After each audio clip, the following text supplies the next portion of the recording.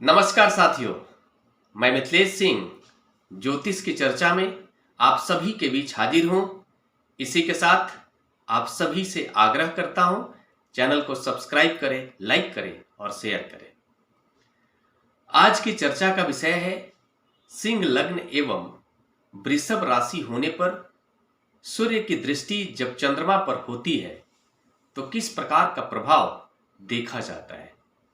इस दृष्टि प्रभाव के कारण जातक का लग्न चार्ट किस प्रकार से प्रभावित होता है, जातक के व्यक्तित्व पर यह दृष्टि प्रभाव कितना प्रभाव डालता है, जातक का मन किस प्रकार से इस दृष्टि प्रभाव के कारण प्रभावित होता है, इसको समझने का प्रयास करेंगे।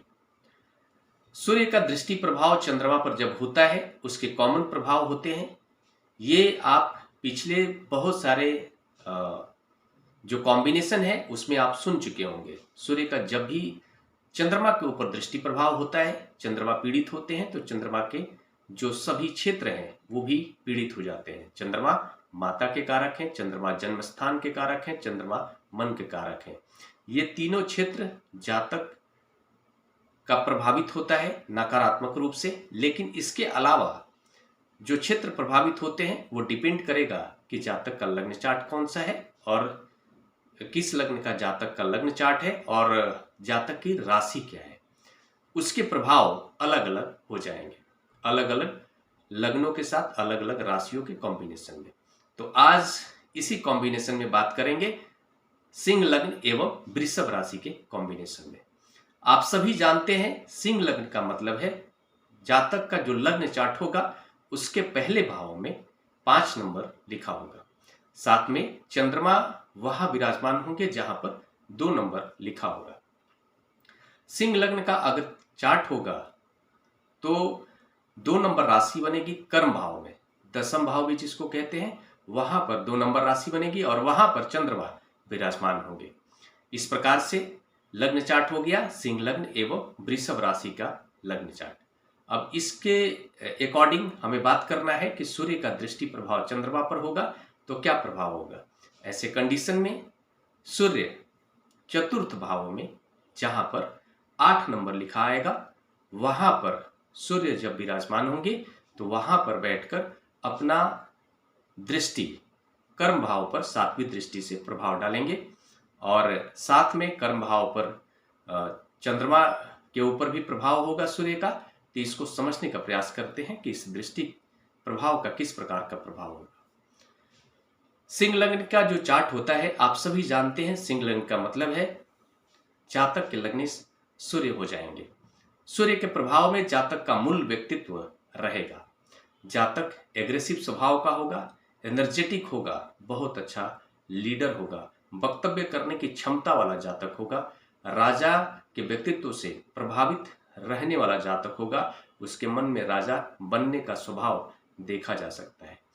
ऐसा जातक के मन में होता है कि हमेशा ही वो भीड़ का केंद्र बिंदु बनकर रहे। जब भी वो कोई बात कहे तो लोग उसके बात को माने और कभी कभी उसकी बात को अगर कोई नहीं मानता है तो उस कंडीशन में वो नाराज भी हो जाता है और साथ में जबरदस्ती मनवाने का प्रयास भी करता है। इस तरह का स्वभाव सिंह लग्न वालों का होता है। हम ये कह सकते हैं कि ऐसा जातक ईमानदार भी होता है। सूर्य के प्रभाव के कारण जातक ईमानदार भी होता है, गलत के खिलाफ आवाज उठाने वाला होता है। यहां पर लग्नेश जाकर प्लेस्ड है चतुर्थ भाव में, मंगल की राशि वृश्चिक राशि में होकर विराजमान है और साथ में जातक की राशि है वृषभ राशि। आप सभी जानते हैं वृषभ राशि के स्वामी ग्रह शुक्र होते हैं।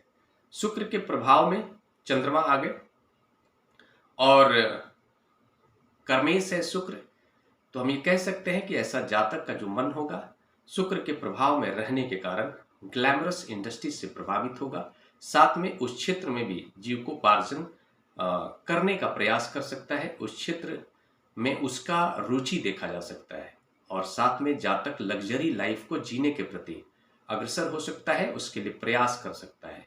हम ये कह सकते हैं कि ऐसा जातक गूढ़ ज्ञानी भी होगा। राशि के स्वामी ग्रह शुक्र हैं, इस कारण से जातक गूढ़ ज्ञानी होगा, रहस्यवादी ज्ञान को समझने की क्षमता वाला जातक होगा, परिस्थितियों के अनुसार व्यवहार करना जानने वाला जातक हो सकता है। चंद्रमा जब भी वृषभ राशि में जाकर बैठते हैं, चंद्रमा की उच्च राशि है वृषभ राशि, इसके कारण जातक बहुत ही इमोशनल होता है, इमोशनली बहुत ही हम ये कह सकते हैं कि ऐसा जातक वीक भी होता है। उसको अगर थोड़ा सा भी कोई भी हटिंग बात कर दे तो वो तुरंत से आहत हो जाता है। माता के साथ उसका जो संबंध है बहुत ही अटूट स्नेह वाला होता है। जातक माता से जुड़ा हुआ होता है, माता से प्रेम करने वाला होता है, अपने जन्म स्थान से भी जुड़ा हुआ जातक रहता है।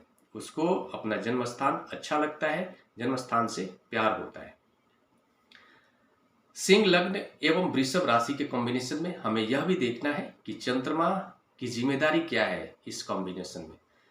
सिंह लग्न का जो चार्ट होगा उस लग्न चार्ट में चंद्रमा की जिम्मेदारी द्वादश भाव के स्वामी ग्रह के रूप में है।